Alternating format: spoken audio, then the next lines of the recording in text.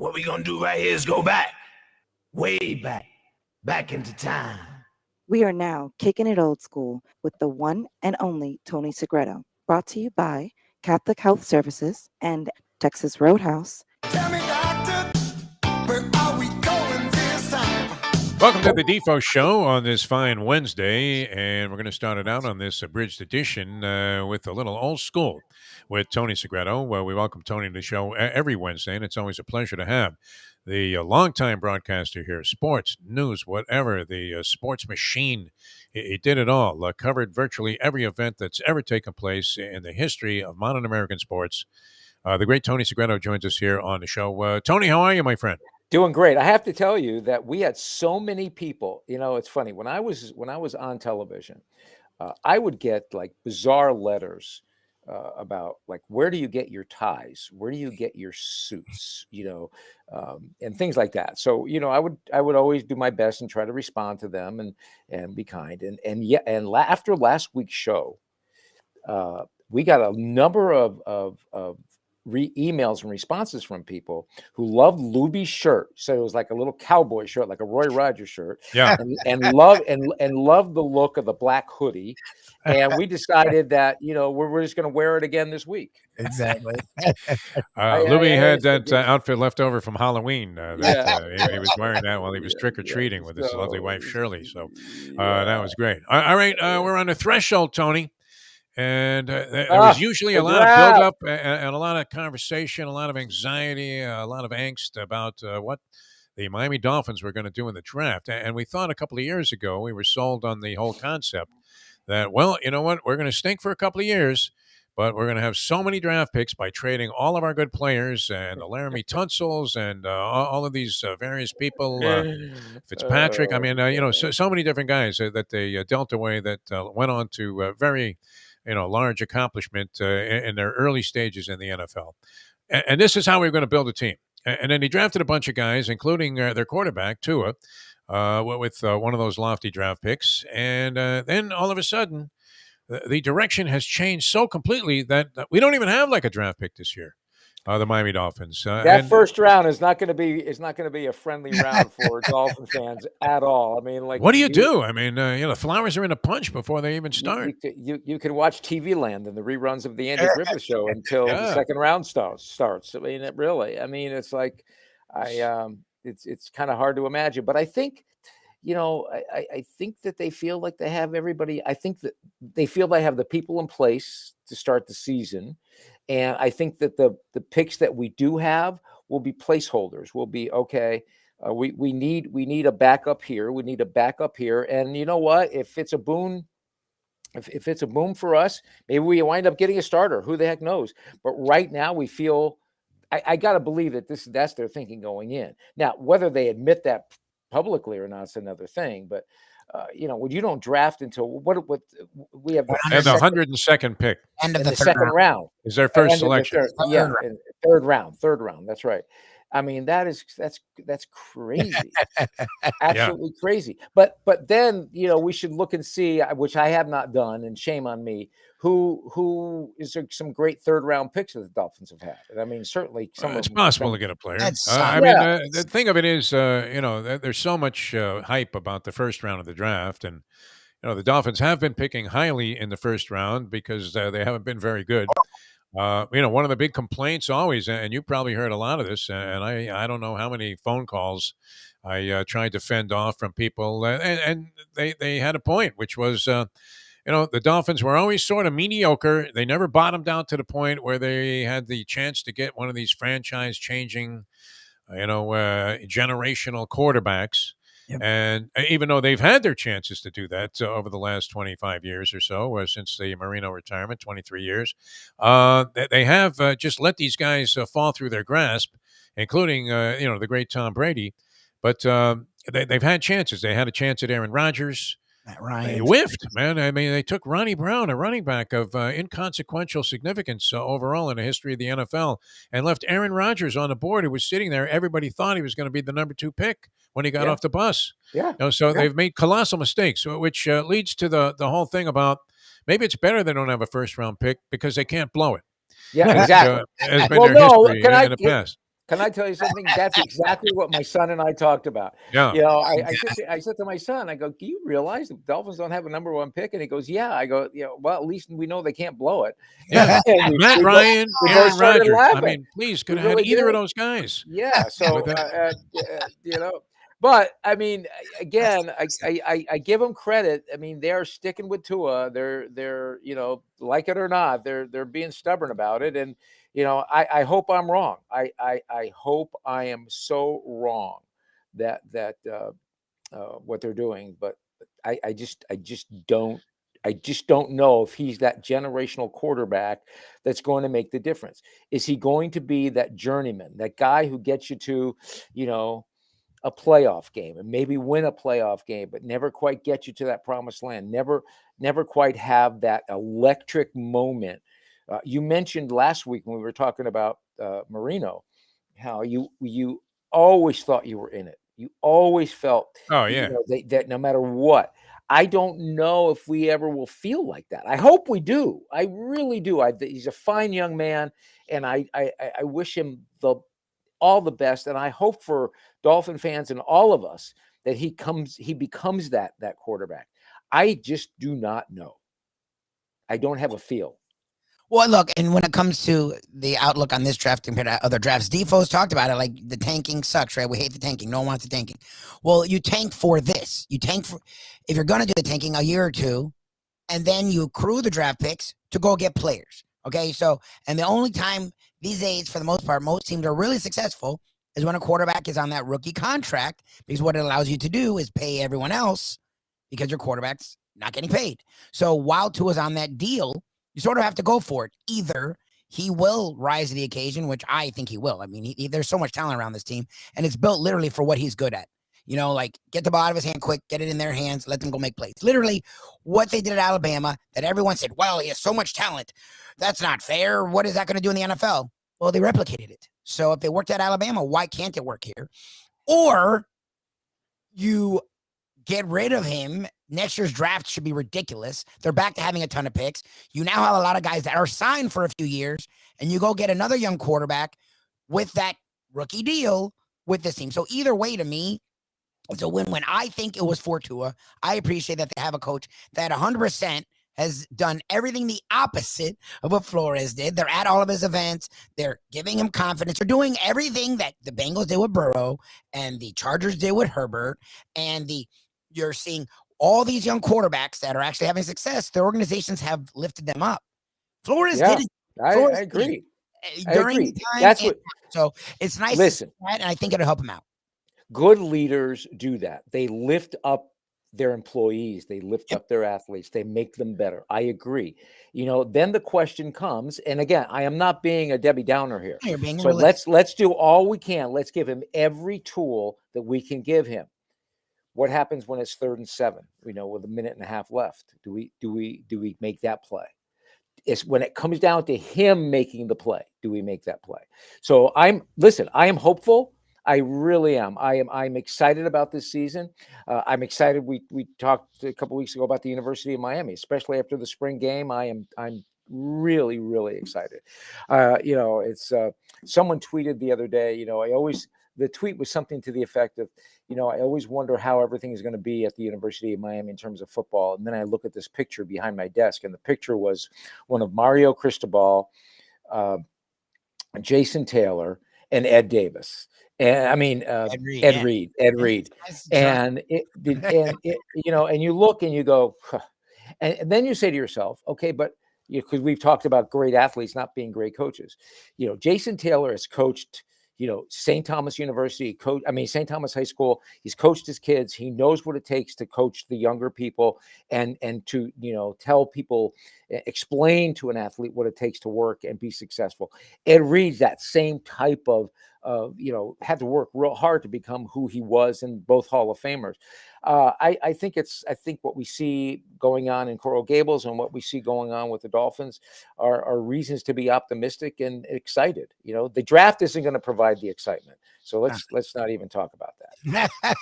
So funny. I mean, well, what a reversal of roles here. Lubie's running around with pasties and a G-string, saying, "Take me." I know. I have my pom-poms out for the Finns, and Tony's reserved about this. One thing you're not reserved about, Tony, though, is and our fine sponsor, and almost with us from the origins of old school Tony Segreto, Texas Roadhouse Restaurants.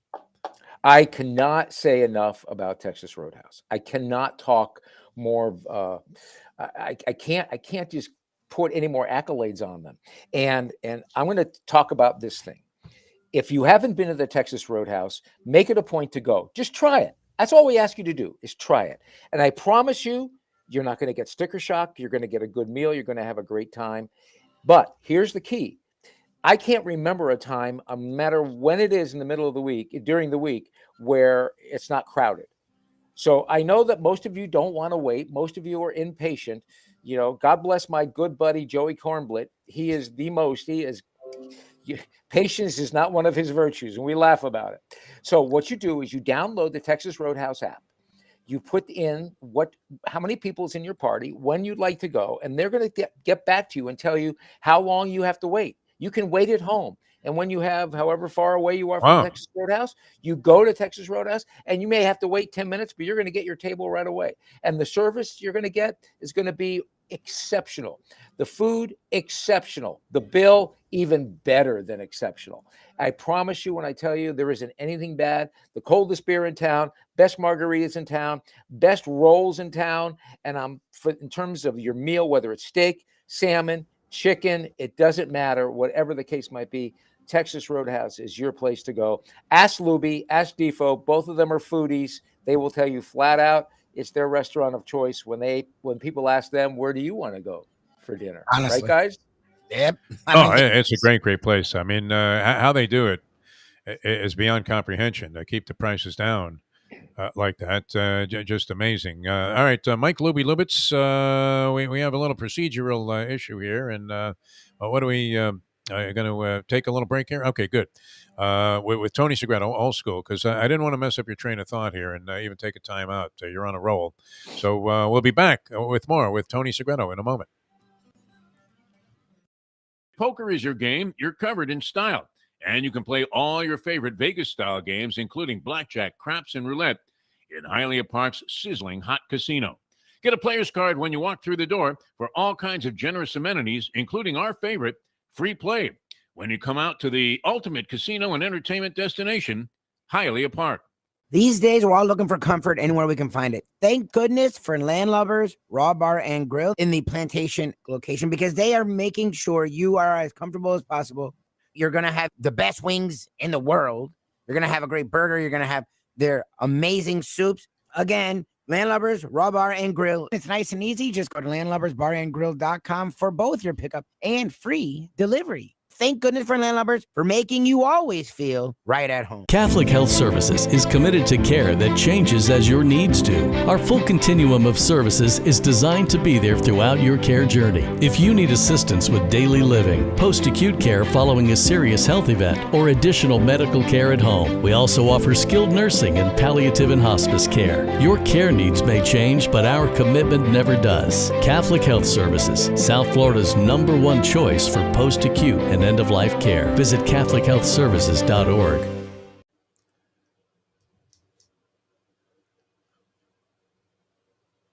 What do you think in this one, Tony? You'll be handicapping. Will you be laying points? Will you be taking points? I'm really struggling with who I want to win. We have Joe Burrow, who's just the quintessential. He's the second coming of Montana. That kind of good-looking, unflappable, just can get for 3 quarters, get the snot kicked out of him, and then that 4th quarter still get up off the mat. Certainly the definition of what Muhammad Ali said, the definition of a champion is how many times you can get up off the mat.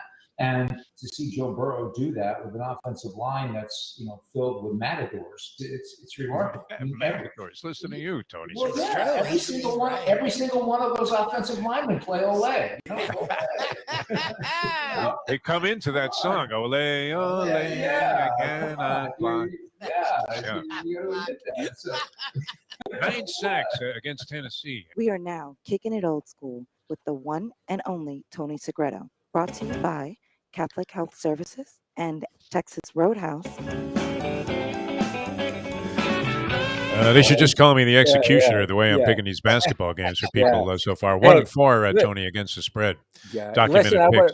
We were talking about the draft, and how last week we talked about the fact that when we covered the draft, no one even knew what they didn't even know when the draft was, much less covered it. And then all of a sudden, it's become this show. Well, the pick came by like Western Union State. Yeah. Who is it? Duper? Who the hell is that? Carrier pigeon. Pigeon. Anyway, the same thing now has happened to. I don't think 15 years ago. The most avid, I don't care how avid, the most avid college football fan of a special team or whatever, if you would have asked them, when's the spring game? I don't think anybody would have known. Now it's just not everybody knowing. It's on TV. They're televising all the spring game. And then they have reruns. It's absolutely incredible. Absolutely incredible. Yep. And everybody gets excited, and we want to see the new quarterback. We want to see the new scheme. We want to see the new coaches in action. It's really amazing what television and social media has brought to athletics, both collegiately. I mean, we're taking recruiting like you do the draft. I mean, you're looking at these, 4-star, 5-star, where's Arch Manning going to select? Okay. Where is this guy going to go? Where is this guy from, Central Catholic going to go? It's incredible. Absolutely incredible. Well, the mind-boggling part is, my favorite is in the newspaper the next day, the grades for each team and for your team. And, they've selected like 3 guys. And they're giving them like a B-, and you're thinking, whoa, B-. I would have taken that at any time when I was in school. But nonetheless, I mean, nobody knows what's going to happen, what's going to really transpire. We've seen that in evidence so many times. I mean, did you really know Peyton Manning was supposed to be a cinch? We didn't know that right away necessarily. And, of course, that was part of that Ryan Leaf-Peyton Manning debate where whoever had Ryan Leaf in the argument turned out to be dead wrong. Right. And there's just so much information out there. I always thought it was odd that the scouts were so far off in professional football. That, you could have a team that has however many people in their scouting department and that they couldn't recognize talent because, I don't know. I mean, the average fan takes a look at certain guys and go, wow, I think that guy's really going to make it if you have any kind of an eye for it. And, you're wondering how guys that are professional at this, that spend all their time assessing these sort of things, can talk themselves into taking so many stiffs when it comes around to drafting. Think about the Hall of Fame athletes that this Don Shula's and the Chuck Knowles and the Bill Walsh's had. And this was before combines. This was before anything. This was all done based on intuition and what they saw. Well, you did have less teams, though, also, which you would have to consider because now you're spreading the talent out a little bit more thinly, but with 32 teams in the league. Right, but still, I mean, these, Joe Thomas, God bless him, boy, he was a great judge of talent. And a lot of times it wasn't whether you could run a 40 or leap higher than anyone else. It was all about what was in here, what was in your heart, what kind of can the guy play? Well, IQ, yeah. Well, can he not only play? Can he play when the chips are down? Can he play when it's nut cutting time? When you got to say, okay, here's you got to make the play, and who's going to be that guy? I am amazed at how they whiff on so many different players. And then, the tragedy of the Miami Dolphins, of course, and we talked about it last week a little bit. I mean, they had the number 2 pick. You had, 2 guys, Alex Smith and Aaron Rodgers, were going to go 1-2. Everybody was certain of that. And what was that, like the 2005 draft already? Yeah. We're talking 17 years ago. Okay, so Alex Smith, you're cheering, you're so in anticipation. The Finns have the number 2 pick. The Niners take Alex Smith, and you're saying, yeah, because I think Rodgers is the better of the 2 guys, and he drops all the way down into the 20s. His girlfriend leaves him, which may be part of the reason that he seems to spin off women as quickly as he throws like a screen pass. Because remember that? I mean, it was a tragic scene. They had him. He was out at a table there, and pick after pick went by. Nobody was taking Aaron Rodgers, and he had this like hot little blonde girlfriend that I guess he was with in college. And the next thing you know, she's holding hands with his agent, and he's back in the green room there, sobbing into a towel. Yeah, but the same thing in terms of we didn't take Aaron Rodgers. The same thing happened to us on the other side. We were how fortunate were we that Dan Marino dropped as low as he did, right? Well, so we were able, one of the all-time classics. Yeah, so we were able to, and you don't think the people in Green Bay are saying, if it wasn't for the Dolphins passing on them and the other teams passing on them, we never would have had Aaron Rodgers. So it's just the way, just the way. How can you be that wrong, though? I mean, that's Brady is one thing. He kind of evolved after college, but how can you be that far off to think that you needed a running back who wasn't even the top guy on his Auburn team at the number 2 pick? When you could have, and who did they have? They had like Gus Farrat was their quarterback. They were thinking, oh, well, we're set there. Oh, yeah. How do these guys have jobs? I mean, after making moves like that. I tell you who does a great job. That's Catholic Health Services, Tony. We can't say enough good things about these people.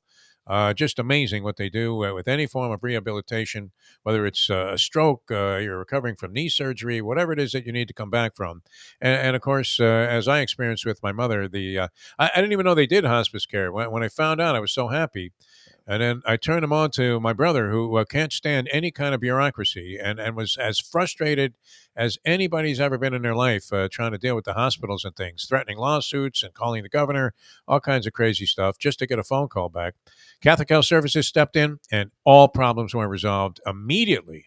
It was just absolutely remarkable what these guys did. God bless them. That's all you can say is God bless them. And I get asked this question a lot. Do I have to be Catholic to go to Catholic Health Services? The answer is no. You don't have to be Catholic. Look at Jeff's family, not of the Catholic faith. They take, it doesn't matter. It's all about people. It's all about taking care of the individual, and not just the individual, but taking care of the family as well. We talk about this every week, and we can't harp on it enough. It's that when you bring your loved one into Catholic Health Services for whatever the need is, you're bringing your whole family in there too, because the whole family is going to be involved. They're going to keep you up to date as to what's being done to help get your loved one better, how it's being done, who's doing it. You'll hear from those people. You'll hear from the doctor. You'll hear from the physical therapist. You'll hear from the nurse, not just one person. You'll get a perspective from everybody taking care of that individual. And then when it's time for your loved one to come home, they will give you everything you need to know as to what to expect and what you can do. And God forbid you need to bring them back or you need to call them. They're there at the ready with charts, everything, and they help you. This is an amazing place with amazing people who love what they do, and they do it with an expertise that's unmatched. Catholic Health Services. Trust me when I tell you. Trust Defo when he tells you. It's an amazing, amazing place. Night and day difference. Tony, always a pleasure. Always great having you on the show on a bridge edition of Old School with Tony Segreto here on the Defo Show during this special week of programming that we're doing on Ion Channel. We'll talk to you again next week, my friend. Looking very much forward to it. Enjoy the draft, and no doubt we'll have some observations on that and the playoffs and everything else that's happening in sports as we do Old School again next week, my friend. Hopefully by next week they will have made a pick. They really used to come by like telegram. I mean, the picks. I remember that. Like, oh yeah, they got somebody. Who is it? What? What school? Nobody knew anything about this stuff. All right, Tony, we'll see you next week. Lubie, always a pleasure. People out there, just fantastic being with you, and stick with us. We'll have more to come tomorrow on the Defo Show here on Ion Channel. Let's go to eat a damn snack. Look what they done to my show.